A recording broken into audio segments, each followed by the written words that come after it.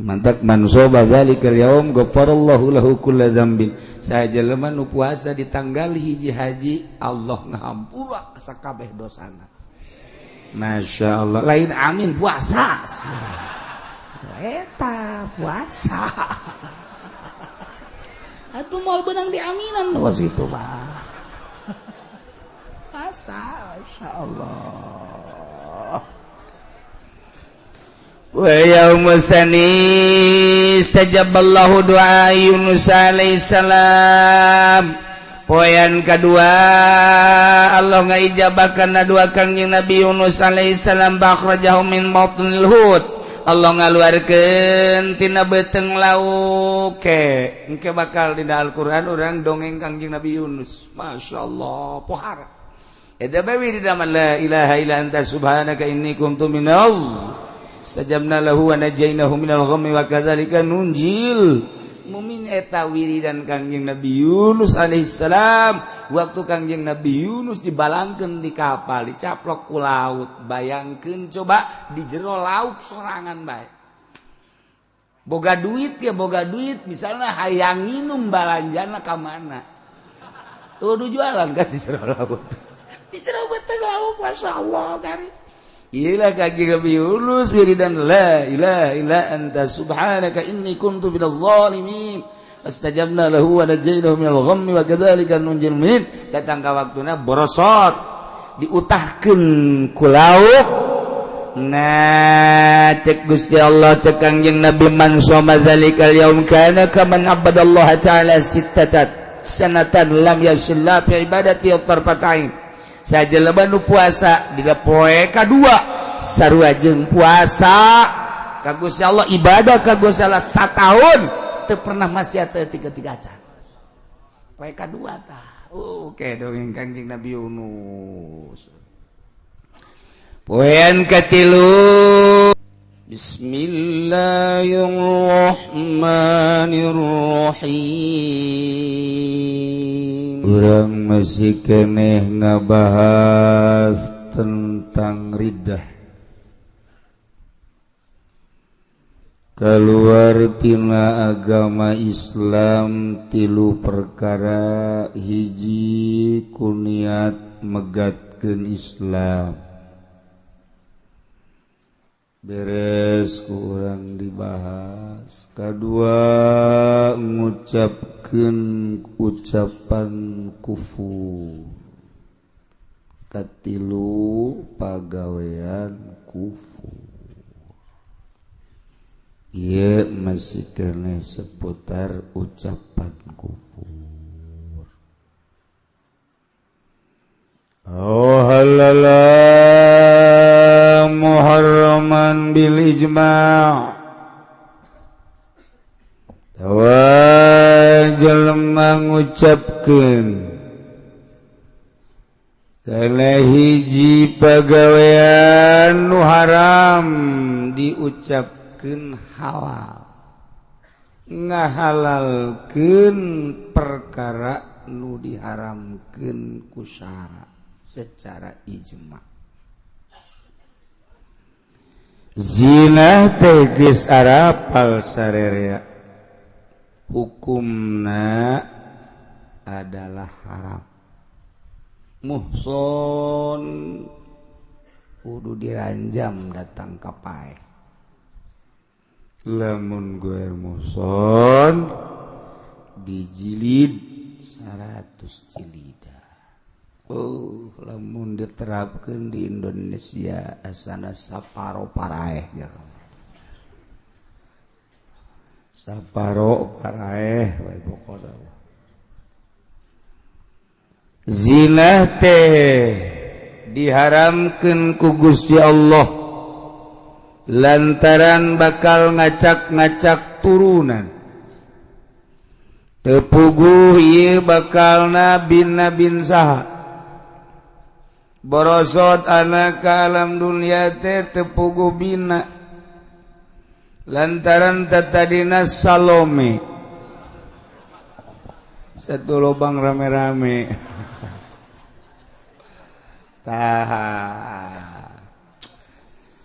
supaya ngajelaskan tentang turunan ulah acak-acakan maka diharamkanlah ku Gusti Allah zina wari nyana tepuguh tekarung ngahalalkeun zina lah kiai ngomong segala haram segala naon wow barang ngeunah diharam-haram eta ngahalalkeun zina geus kudu maca 2 kalimat syahadat masyaallah aya nu zina teh timbul tina cinta aya nu zina teh timbul tina jual beli baheula mah di Jakarta di Keramat Tunggak weuh tah mah geus terkenal basmi di Keramat Tunggak lompat ku ari ka kawasan Pasar Kemis beki deukeut ku ari Masya Allah cabang-cabangna loba di Citra aya unggal perumahan ayangan di perumahan Puri Cilongok doang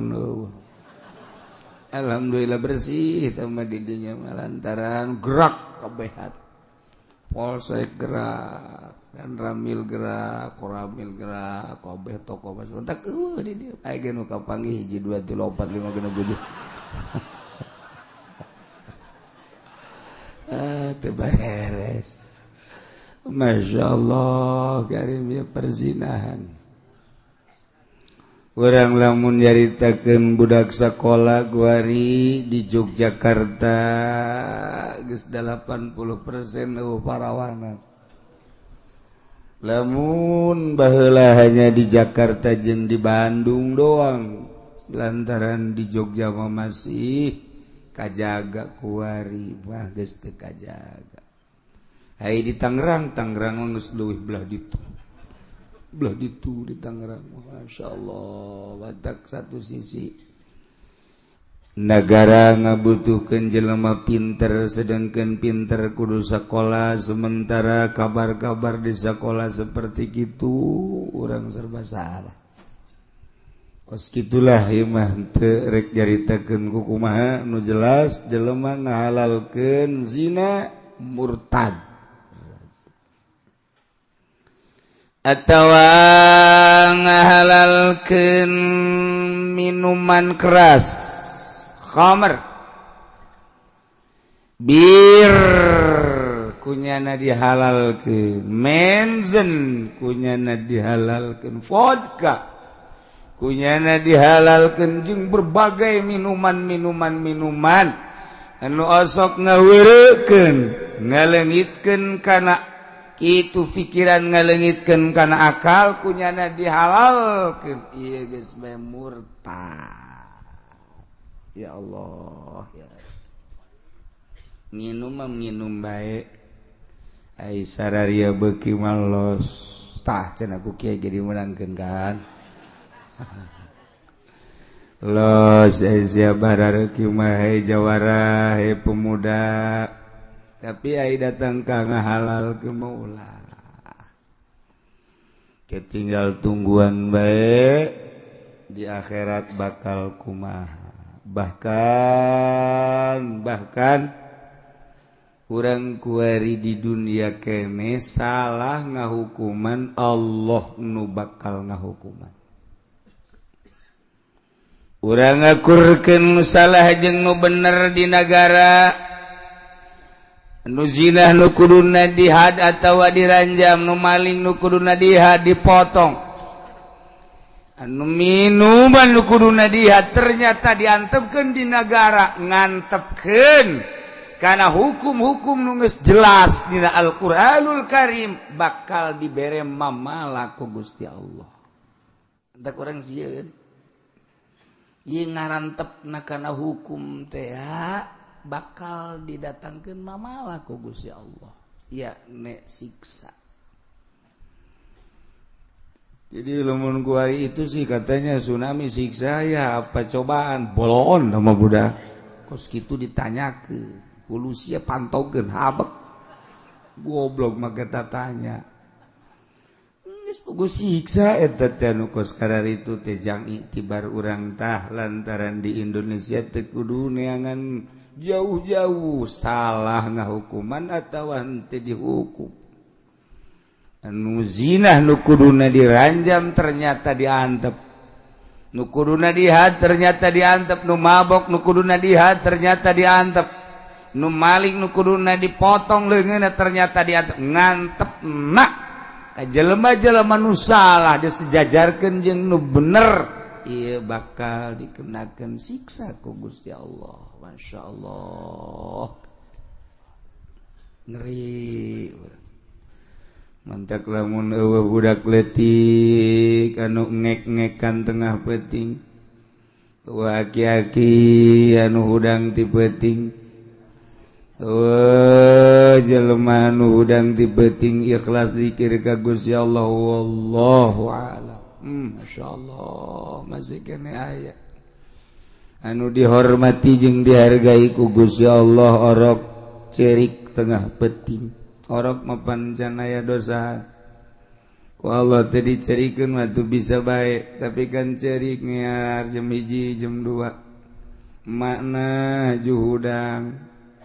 terus mana ngayeng-ngayeng orok terus bapana ge milu udang duanana bapana mah luhur handap udang tah eta teh sakadar hudang gitu mah teu beres bapana kan hudang terus kacai salat kan kahudangkeun ku orok lain sacerik-cerik ngeor datang ka tatanggana ke kaganggu goblok-goblogan tatanggana sial teh orok aing teu bisa seperti kaganggu ku orok padahal cak malaikat sia nu sial es bae eta teh nang Gusti Allah gahudangkeun supaya sia hudang geus hudang sial-sialan. Masyaallah kuduna alhamdulillah orok saya teh budak bisa ngahudangkeun aing alhamdulillah. Aturan aing teu tahajud jadi tahajud anu lempeng makan ngos itu ngan eueuh nu kitu pan sararial jasa itu bisa es keur peuting masyaallah tah eta orok lain sambaraga orok ahli Allah mah ti peuting ti loges ngear ceurik ngahudangkeun sekitarna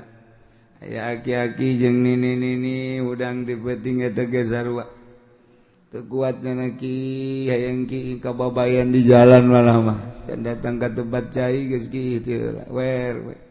lain ngisang balik deui lah geus sagala teh kumaha isuk bae tah mah siksaeun agi-agi kos kitu mah aduh jaga agi-agi geus kolot geus dol berarti lah langsung nyana mandi hudang alhamdulillah berarti kiih mawa bahagia ya kiih cakna baheula mah keur tilok hayang kiih tilok udang ti peuting barang hayang kiih bae udang ti peuting cakna nuhun kiih tahajud tuh jadi eta teh teguran ti Gusti Allah hayang kiih teu kuat teh teguran sebab keur ngorana tilok udang peuting urang mah juga greget bae aing cenah tunggal peuting bari mah geus kiih bae cenah kudu kumampu eta teh dihudangkeun ku kiih malah mawaliullah mah aya nu teu hudang-hudang di peuting teh kumaha carana hayang hudang bebeja ka guruna mama hampura ceuk kene kula ieu teu daek hudang aya ti peuting nginum noloba sia teu kaharti teh tadi nama pancena ulah loba nginum tapi ieu mah teu nginum beakeun saleter deuk es lantaran basar lalagaan balik deh jangan kebenang sabulan kadinya wampura mama ye kula mah hayang hudang ti peuting kabita jasa tapi teu daek hudang nginum nu loba sia mah cak aing nginum sakali dua kali katilu kali kita nginum nyolok lok bener barang peuting teh jam can kaburu jam 1 jam 12 geus hudang oh mondoyo teh kieu jadi jelema anu teh hudang ti peuting nu loba coba ge nginumna tawa ngadahar sambal nu loba wah tah mah geus pokona mal kaburu wudu mancer ti hareup ti tukang uja atawa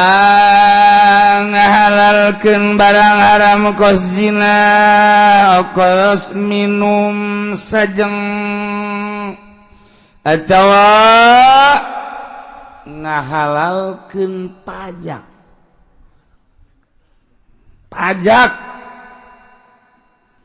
teh barang haram lawi taqada aqiyatal muksi jelema ngahalalkeun pajak eta teh geus boga murtad cokotan bae ku RT ku lurah lo sama pajak tapi ulah ditekadkeun halal aya beuki menyana ka pajak bupati terus nya nama gupak di pajak gupak jangan kos kebodongkol nya nama geus gupak ih mandak cekula ge saha bupati nu bisa khusus salatna tadi dia kakara ka nyawa kamari ieu mah so amat cenah Ki Uci so jasa teh mah cenah ngomong ieu atuh aing mah wayah so mah so bae ieu ngan mendasar aing mah sona sakieu kiai dijagaan bae ge barang daharna ieu ti saha ieu ti mana maksudna ditanya kitu teh beusi aya nu salah hayang bener lurus ka Gusti Allah tetep husu hese bae hese beta husu teh lain hese deh hese jasa ngan rada deres bae aya disejak mah husu teh disejak geus kulantaran disejak atuh dijaga mata dijaga ceuli dijaga dan rada deres sok aya ner-neran mah saeutik ai kos kitu mah da bupati mana nu khusus salatna ya tangkepeun kabeh bupati mah tangkepeun lamun urang nyaritakeun Fikri ditangkep bupati Garut kan kiai teh eta teh kiai atuh kiai salah mah tangkep bae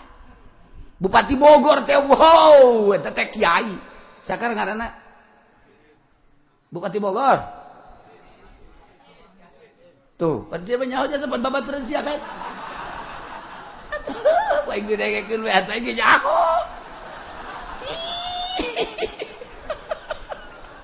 eta teh kan kiai Rahmat Yasin teh masyaallah lamun menteri agama atau talar Quran berbagai menteri-menteri talar Quran bisa maca kitab ditangkap eta teh nah cak bupati nu sejen tuh salah makan ditangkap can kagiliran doang can kagiliran cak kabeh salah nu nyahoeun karena tata cara politik salah urang mah lantaran bodoh teu nganggap salah kan ka bupati sabaraha pendapatan di Tangerang sabaraha pendapatan di Serang jangan gaji PNS sabaraha jang pembangunan sabaraha emang tadi hitung gitu ku rakyat je warangsana kan gitu nyaho urang ge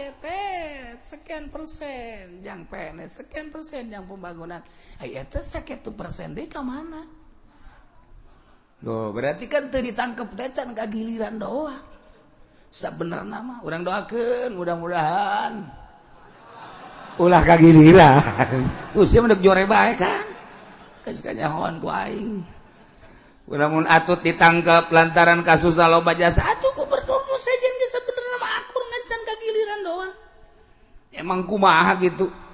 mandak jeung Gus Dur teh dirapin ini negara kita nih 20 tahun dari kasus KKN belum selesai cekna tidak akan selesai saking gitu lapis wah ilalaga nah ieu mah keur carita sabodohnya na ieu bara reuki mah jangke ge bakal kapanggih jeung Gusti Allah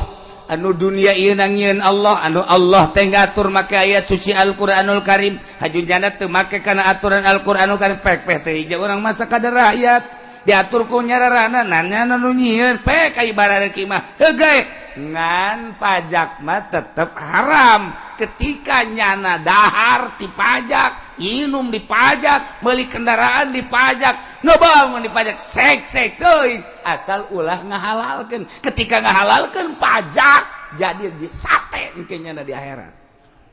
dibelem dibulak balik kerecek saya eta bupati saya eta gubernur saya eta utama RI 1 kerecek Ahok mah atuh emangnya nama teu jadi gubernur ge ngerecek ternyata makan kafir. Iya sing hade tah. Ya, hartina urusanana emang eta manggeus diplot ku negara, pendapatan sekian dan sekian emang geus kudu kitu di negara demokrasi mah. Nya bahkan ditingkatkeun deui pajak teh pajak bangunan ge make pajak engke mah urangna ge dipajak urangna bakal dipajak karak-karak datang ke pagar kemudian alat rumah tangga gelas segala sendok segala bakal dipajak engke hirup urang bakal dipajak. Senyala darek mah gupak dipajak nu mantap jarang mantan lurah haju balalener ibadahna jarang mantan camat ieu mah keur carita mantan bae nu bener haji ibadahna jarang kunaon eta bensinna kan itu bensin geus menyatu jeung awak kecuali illa man tadarakahur rahmatu anu disusul ku rahmat Allah lain deui tamat merenta tadina loba sedekah dedeuheun Allah biasana kana loba sedekah Allah nyusul ku rahmatna abi ngaran-ngaran aju pelit mah hererese jasa ieu nu mentak pantes pausa goblok-goblokna dagang aya nu halalan sabener-benerna pamarentah nu halalan deui kumaha coba eta deui kumaha eta ieu mah urang ulah bebeja ka batu urang bae maksudna ieu urang mah nu ngaji bae ulah bebeja ka sasa ulah teh fitnah kan emang kos kieu mah ulah cek PNS aing moal ngaji deui minggu hareup anu nitahan ngaji aing mah teu los ya ngajina jeung Ki Golkar bae Ki Golkar mah emang gupak sarua bae gupaknya na gede menta nya naga membantak aya hak sabenerna mah kiai teh di pamarentah lamun kula sok jaritakeun sing hade ulah sok kaduit ngadahar duit ti pamarentah aya nu ka kula ngomong kiai eta aya hakna di pamarentah cek Imam Ghazali ge teu dijawab ku kula teu dijawab emang aing teu nyaho nyawan aing atuh jeung sia mah cak hate kan teu dijawab aya hak wae kula paling seuri geus teu nanaon sebab beuki berarti kan lain deuk nanyakeun hukumna kos kitu mah beuki atuh los emang kakula nu ngerad aya ulah sok sambarangan cenah kiai ngomong duh dina kitab Ihya dina kitab anu Imam Ghazali ngameurangkeun aya hak kiai di pamarentah oh sakitu doang maca kitabna teh sing beuki bae teh kiai geus pamarentah nu mana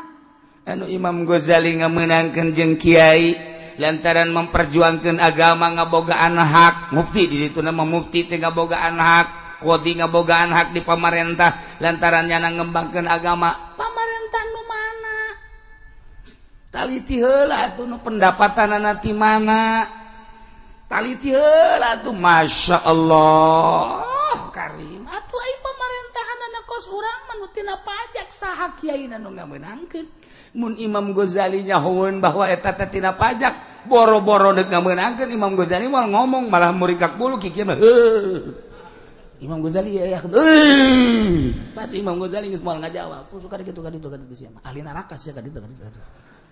iya teh dijawab ku kula ge sebab aya hak kiai di pamarentah saha nu ngaweukeun pamerintahan mana sebab kokocoranana ti mana nah lawiya taqada munekadkeun jelema haqiyatal muksi boga sifat hak tindak pajak sedengkeun pajak eta haram nyana ngahalalkeun kana barang haram murtad ih mantap kiai bagus jasa ieu mah keur carita kiai bae aja nu lain kiai mah tagungkan neraka maksudna mah nu kiai behelanan aju nyana ngansongkeun proposal nyokot aju ngada tata dina bagus jasa ilmu ngeunaheun didengekeunana nyanana ibadahna bangun bagus ilmu aya di nyana gagah aya di nyana harisma aya di nyana dek ngadahar duit pamarentah dibere embung ngadengekeunana aneh disapekeran jelema dulur pada maghrib urang ngaji ieu sing hadaya lantaran urang mun teu ngaji mah engkena urang teu nyaho beneran aki-aki nu ngaberitakeun di masjid dulu ayo urang ngaji bari batuk-batuk teh kitu tah masyarakat sana magana kiai anu embung lah mah kajian teu ngaji jakana hate teh kudu ngomong kos kitu sebab naon nyaho aing nya ngalaglegan duit masa duit pemerintah teu hayangeun keur can jadi mui jelema hebat jasa diderengekeun ku jelema bareng jadi mui mana kiai mui nu diderengekeun ku masyarakat mana malah kercan terjun di partai kiai hebat jasa barang terjun di partai aya eueuh nu ngadengekeun aya cenah kiai sabaraha urang 20 teh loba jasa ngan jeung tiang masjid sabaraha 18 duaan berarti ngaji tidak ilmu aya di nyana hebat aya di nyana mun bahkul masail pangmeunanganna panghebatna tapi teu kaji jeung masyarakat dibere embung kunaon bensin nu keluar tinyana bakal kotor kercan jadi yayasan mah nyana teh masyaallah didarengekeun ku jelema aja pinter nahuna pinter bilagahna pinter hadis barang boga yayasan kunaon dibere embung jelema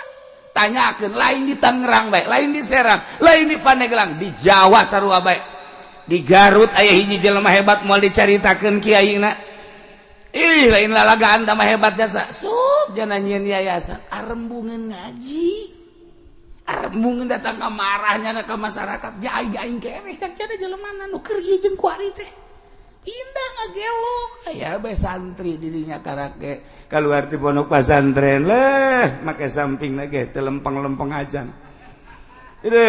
jelemana geus kitu tah deuk aya sakilo mati dinya teh ti kiai eta sakilo lah jelema magan ngaji ge biasa bae kotek-kotek kunaon atuh ieu jelema parindah ka ditu diulah-ulah kok yana ulah sok ka dieu cenah ka ditu tetep bae pindah teu bisa tah urusan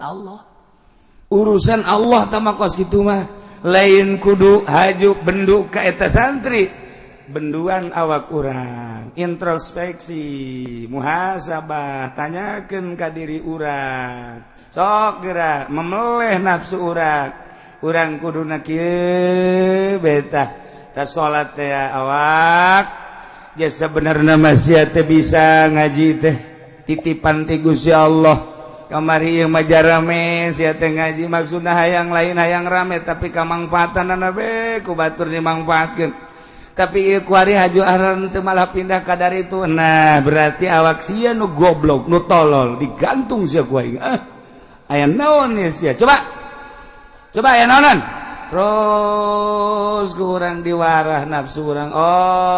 sia lantaran dedeketan jeung pamarentah emang lah ulah teng bae dedeketan jeung pamarentah mah dalam rangka memperjuangkeun negara bangsa jeung agama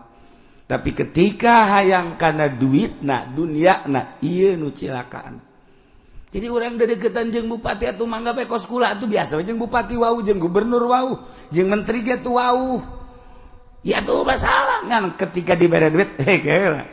kela cek ulang teh bar duit sia rek mere gede leutik siapa pajar bener bae kan tuh siapa tolol sih sabaraha urang nu ditolagon teh wau mah terus berjuang ayo ngariung diondang ku nya pek bae kula emang tilok diondang gitu ku pemerintah dosa datang atuh datang ka ditu biasa ngan datang ka ditu na teu dahar henteu kalau teu dahar kajian diberkatan bae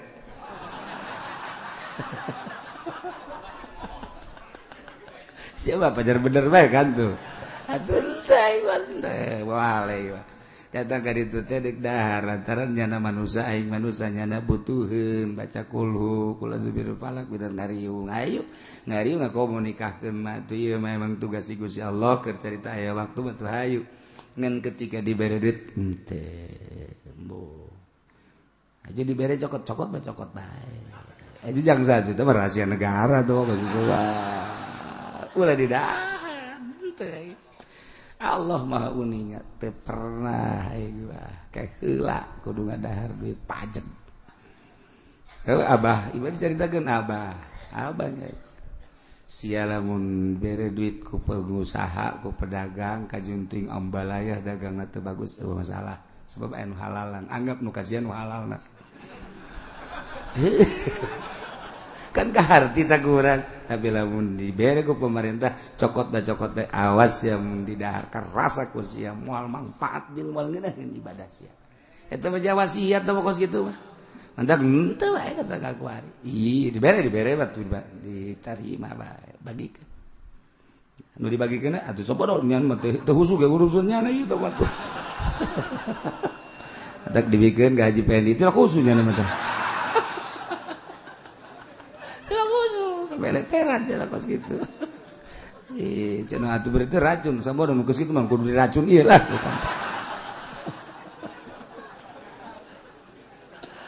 Nah, halala muharraman sekedar supaya nyaho bae. Ngabe urang lempeng sebab urang deuk bapanggih jeung Allah pan. Tek dae teh mah urusanna urang digaji aduh ieu sebenarnya kurang bagus. Atuh mah dengan di perusahaan, digawe di perusahaan halal tambah kos gitu mah. Tapi lamun eta pajak mah sing hade ulah ditekadkeun halal sakitu bungkul ulah ditekadkeun halal. Lamun ditekadkeun halal halala muharraman bil ijma' atuh geus murtad. Hese di negara model urang mah tuh hese. Mantap. Mantan pemerintah jarang nu lempeng lamun tatadina nyana kurang ngaji. Moal gede dibawa ngaji mah. Moal bupati moal ngaji. Dengan berbagai alasan sibuklah dan lain-lain kadaharanana. Kadaharan ngahijab embungeun. Jeung embungeun kasunggang kasinggung ban nyana mah embungeun sebabna makanan. Hayang terjalan ka luhur bae terjalan ka nu teh eta teh kan kos kitu teh ya ngajauhan ka Allah urang malah aing mah dicarekeun tanan ku kiai ngaji bae kan hebat tong kos itu mah teh ngaku berarti nya lah aing geus kajengan mal deket dong jeung bupati bae teu kadeuleun jeung kana emang ngajina di handapeun tanggal Ambon bae oh masalah geus budak beldug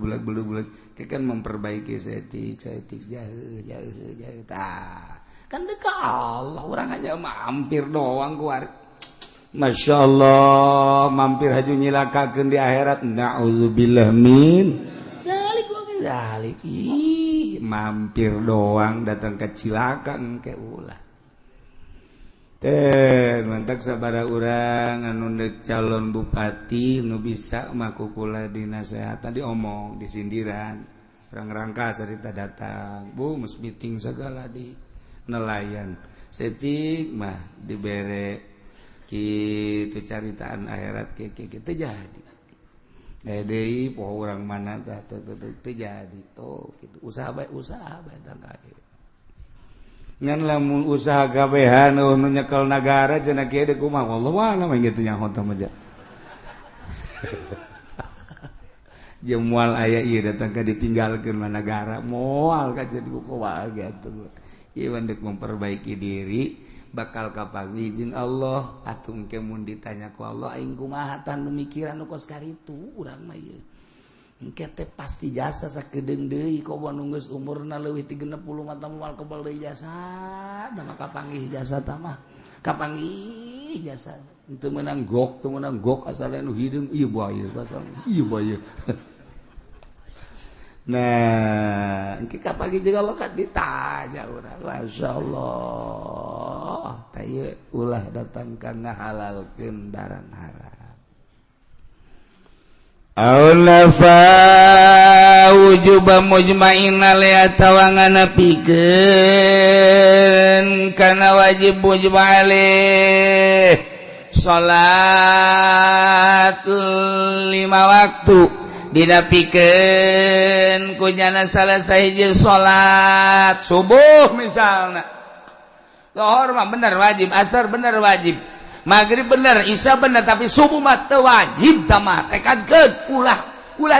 ditekadkeun wajib henteu murtad atau sarakaat geus sarakaat subuh mah 2 rakaat maghrib 3 rakaat nah isya 4 rakaat ieu teu bagus sih isya 4 rakaat teh.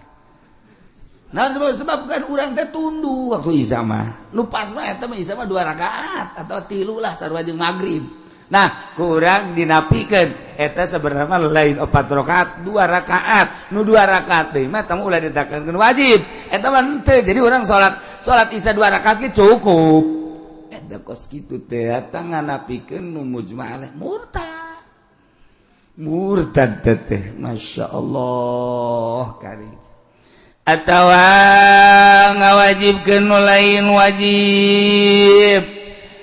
nambahan rakaat eta ge sarua bae nambahan rakaat ge sarua murtad ngawajibkeun puasa Syawal murtad puasa mah nu wajib bangan Ramadan doang di luar Ramadan mah sunah nah kuari bulan Syawal teh bulan Syawal puasana teh ditekadkeun wajib ngawajibkeun puasa bulan Syawal eta teh murtad ulah pokoknya wajib sunah nu haram nu halal geus kitu bae urang masyaallah. Nah ieu ge urang gueri deuk menghadapi tanggal 1 haji tanggal 1 bulan haji teh iraha Kiai setelah dihitung melalui hisab qat'i durusul falakiyah sarua jatuh pada hari Senin besok tanggal 1 na isu tapi lamun urang ngitung nyukom pemeris eta teh jatuhna teh poe Salasa lamun terus seperti kieu NU geus teu nyekel Sulam Munairen Muhammadiyah nyekelan Sulam Munairen geus lain berpatokan kana ru'yat kuari teh berpatokan kana kita bohong kadik ngomong-ngomong ru'yat ja buktina ketika Sulam Munairen ru'yat nyana teu ngaru'yat nah kulantaran sakitu bakal aya perbedaan lamun pemerintah depak nyekelan gitu Happy Maris nyukom berarti nyana lebaranana poe Kamis lamun nu nyekelan Sulam berarti lebaranna Rabu tapi anu indah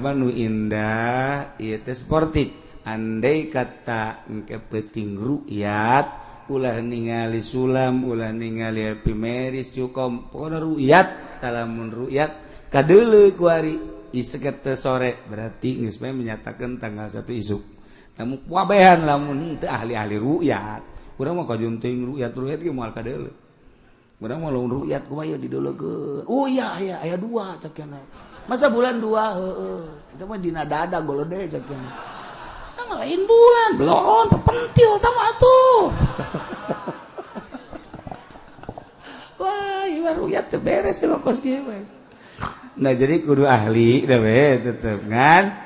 selama ieu geus dinyatakeun teu harmonisna NU jeung Muhammadiyah bahkan di jero NU sorangan urang nyaksikeun keberadaan muktamar kamari dahsyat lain lalagaan ribut gede lain ribut letik urang menyaritakeun teh lantaran urang kulturna tetep NU imah urang NU jadi urang teh prihatin jeung sedih kaayaan imah urang seperti kitu lain perwatakan NU maka urang tinggal sedihna ge sedihna deui eta nu disaksikeun hanya sekelumit asli udah mah pohara jasa bahkan mun kukula dicaritakeun ka jero-jerona bakal muringkak bulu naga lain di pondok jeung nu handap-handap mata geus kudu dicaritakeun nyaho teu beresna beheulanan na ieu mah kula mah sakadar nyaritakeun kula mah tetep bae selama ieu mah deuk nyekelan ku kiai cekelan kiai nu baheula bae deuk nyekelan Sulam maka ngayakinkeun tanggal 1 tetep isuk terek ngajak sama mangga duk milu mangga duk teu ge masalah kayak di akhirat besi kula ka sorga ulah marilu belos masih maaf sia bae bocana kiai bencana yakinkeun ka satu yakin ya eta lo yakin bakal ka sorga boso amat iya tuh geus kitu bae boga kayakinan itu tuh yakin udah kuat tuh hiji anak indozoni abdi bi cek Kangjeng Nabi hadis qudsi aing mah cek Allah kumaha sangkaan hamba sih hamba ka aing lamun hamba ngarasa deket aing mun hamba ngarasa jauh mun hamba ngarasa bakal selamat mun hamba ngarasa moal selamat moal antak ulama boga keyakinan surga oh cek Allah atuh geus bae ka surga teh heula nah kitu bae saya nah iya bakir carita hese kan keyakinan mah komo nu berat ka dieu ka ditu mah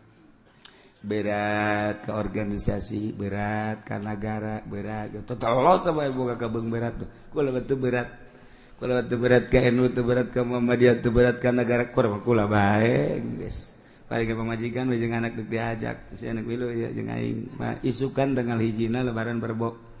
ndek hayu ndek teu masalah sakena tuh ndek bae ndek jeung adik-adik kula deuk nanya ndek milu ndek henteu oh salah tadi moal mal kumaha paling rek nanya bae ka jipen di rek milu moal ka ditu sih sinter ku aing sia saya kan itu teh ieu kelalagan jadi kasih geus moal caritakeun panjang-panjang urusan gitu hisab qot'ina geus nyaraho kabeh jadi isuk tanggal 1 geus lamun isuk berarti Senin Selasa Rebo ngahenen karena sejerokan berarti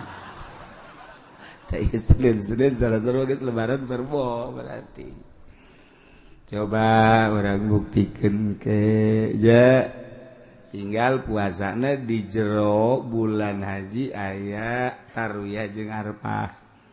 tanggal 8 tarwiyah tanggal 9 arfah berarti tanggal 10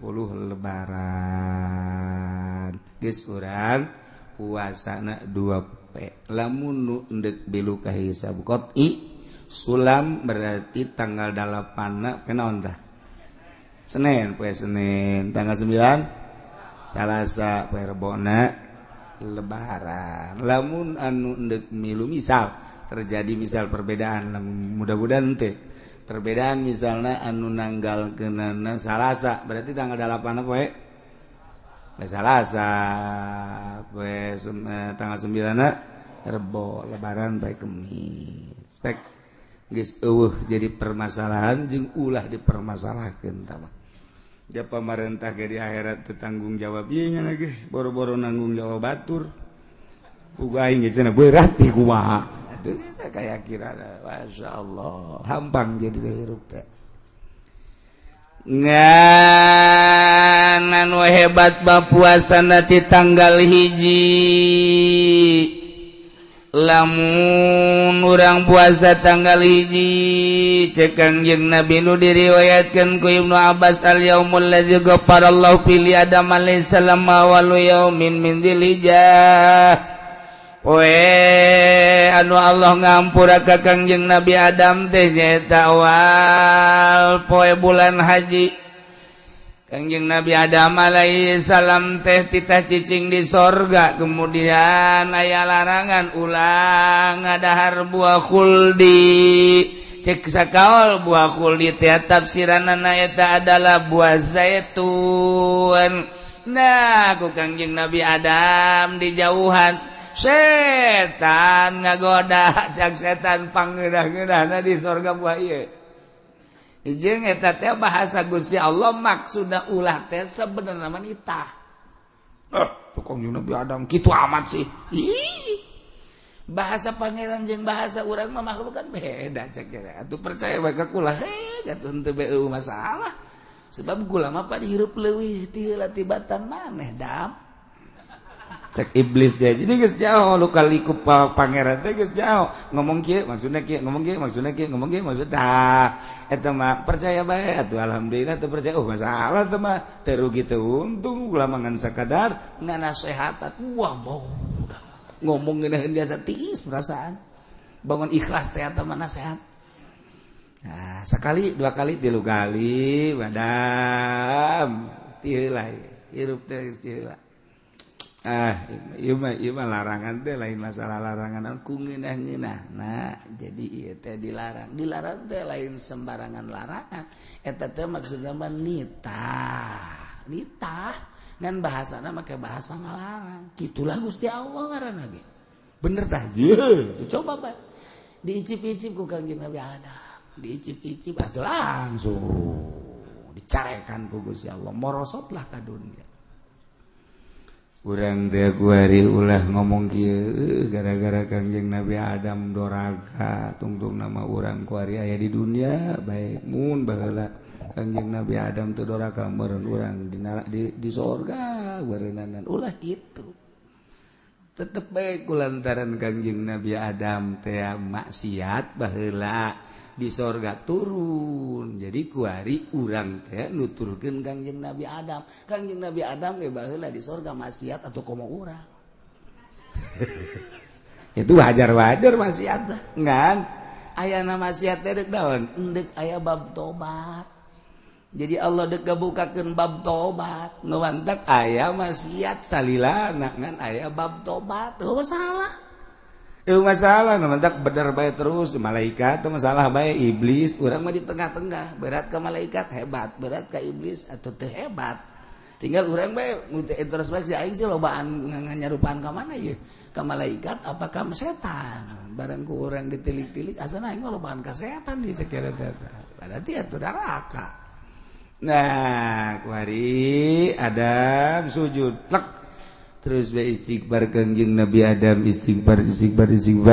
ditarima nak tobat Kangjeng Nabi Adam awalu yaumin min Dzulhijjah tanggal 1 bulan haji. Mantap man soba zalikal yaum ghafarallahu lahu kulla dzambin. Sajelema nu puasa di tanggal 1 haji Allah ngahampura sakabeh dosana. Masyaallah lain amin puasa. Eta puasa. Atuh moal benang diaminan was itu mah. Masa masyaallah. Wa yaumul tsani istajaballahu du'a Yunus alaihi salam. Poean kedua Allah ngaijabakeun doa Kangjeng Nabi Yunus alaihi salam bakhrajahu min batnil hut. Allah ngaluarkeun tina beuteng lauk engke bakal dina Al-Qur'an urang dongeng Kangjeng Nabi Yunus. Masyaallah pohara. Eta bae dina la ilaha illa anta subhanaka inni kuntu minaz sajabna lahu wa najainahu minal ghammi wa kadzalika nunjil mumin. Eta wiridan Kangjeng Nabi Yunus alaihissalam waktu Kangjeng Nabi Yunus dibalangkeun di kapal dicaplok ku laut. Bayangkeun coba di jero laut sorangan bae boga duit ya boga duit misalnya hayang nginum balanjana ka mana kudu jualan kan di jero laut di jero beuteng laut masyaallah karim. Iyalah Kangjeng Nabi Yunus wiridan la ilaha illa anta subhanaka inni kuntu minadh dhalimin astajabna lahu wa najainahu minal ghammi wa kadzalika nunjil mu'minin. Datang ka waktuna borosot diutahkeun ku lauk. Nah cek Gusti Allah cek Kangjeng Nabi man shoma zalikal yaum kana kaman abadallaha ta'ala sittatan sanatan lam yashilla fi ibadati tarfatain. Sajelema nu puasa dina poe kadua sarua jeung puasa ka Gusti Allah ibadah ka Gusti Allah sataun teu pernah maksiat saeutik acan. Poe kadua tah. Oke dongeng Kangjeng Nabi Yunus. Poean katilu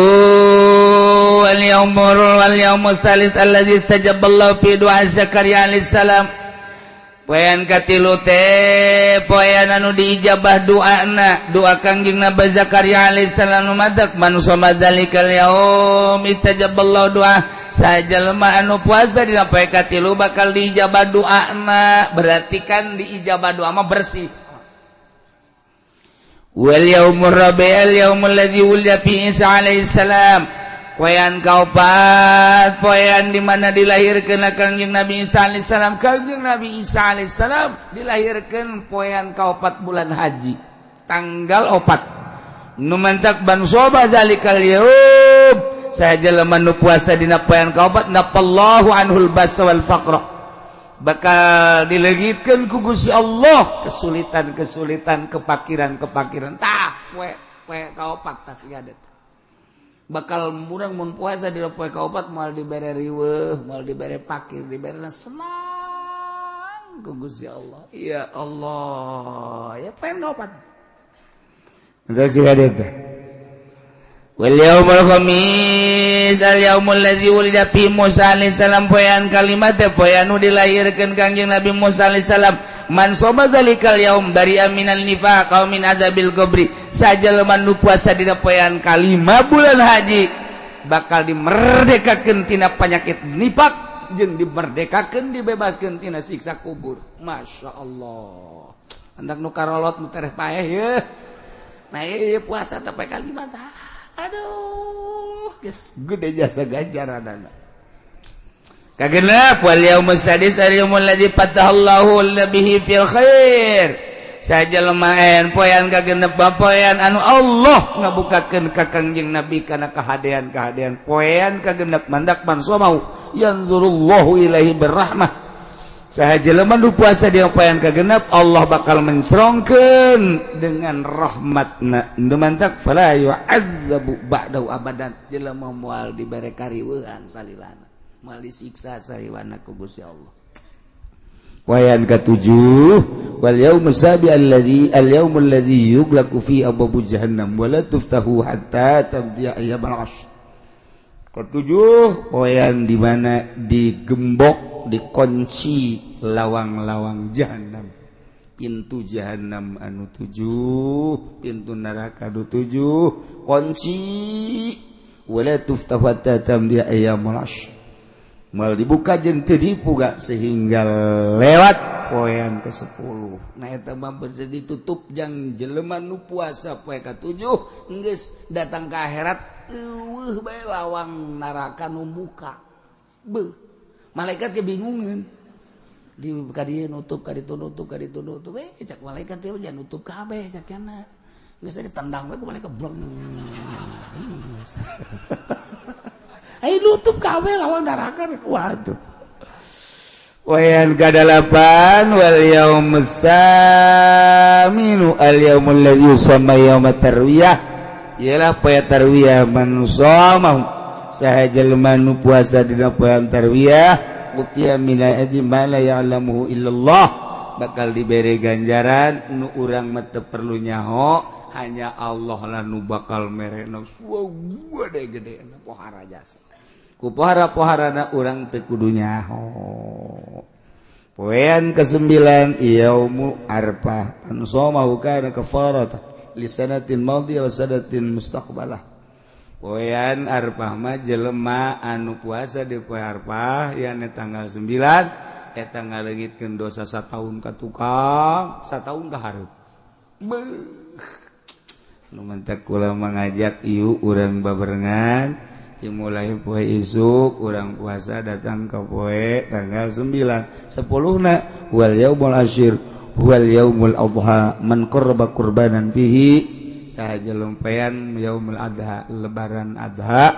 sahaja lemah anu ngalaksanakeun kurban fabi awwali qatratin qatarat min dam yaghfarallahu lahu dzunubah wa dzunuba yali begitu digereselkeun tek getih anu nyaksak kana taneuh mulai tidinya dosa urang raragagan terus bahkan jeung dosa-dosa anak pamajikan urang kabeh pokoknya bersih bae. Nah nu mentak siapkeun guari urang puasa bari urang dula deuleu mana embe nu gede siapkeun ku urang saha nu bakal meuli aing deuk menta ping-pingna we mah ye lain deuk meuli kana geuk mentai we. Tak gitulah ceritaan tentang tanggal hijina menurut hisab qot'i adalah isuk poe Senin. Kemudian orang doakeun para jamaah haji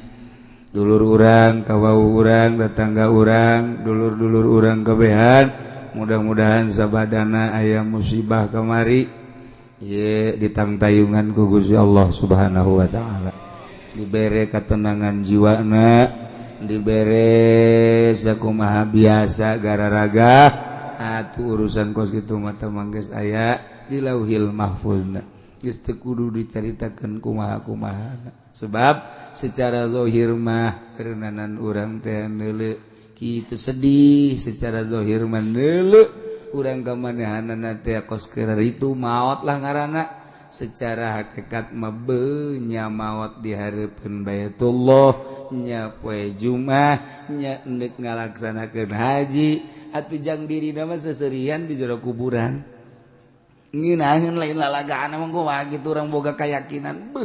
berangkat ti dieu ndek ibadah haji datang ka ditu kapanggih jeung Baitullah di Baitullahnya poe Jumat kabeneran maotna syahid atuh geus teu kudu caritakeun teh nu maot mah ujianna nangke di akhirat bakal kabita oh nya kitu mah aing teh atuh meureunna hayang ka Badung cekeun teh sia mah untungnya seserian ke di akhirat teh apa bari ngiringkeun Baitullah masyaallah nya seungitna kabina-bina kuari mah urang sarana di tuh bisa balik deui lah lan anulah eta mah manusiawi padahal secara hakiki mah geus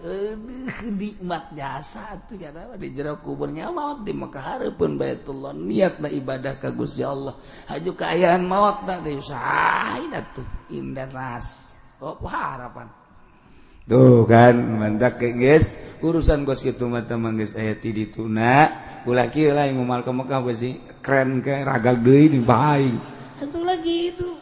japoe kamari ganun teu kana keren kan modal rambalaya jadi ditu mah deres mantep jasa maot anu di urang nah ieu keur carita tetep urang mangan sakadar bisa ngadua sakali deui dulur urang kawau urang kerabat-kerabat urang mudah-mudahan ditantaingan ku Gusti Allah Subhanahu wa taala di barokati surah Al-Fatihah Al-Fatihah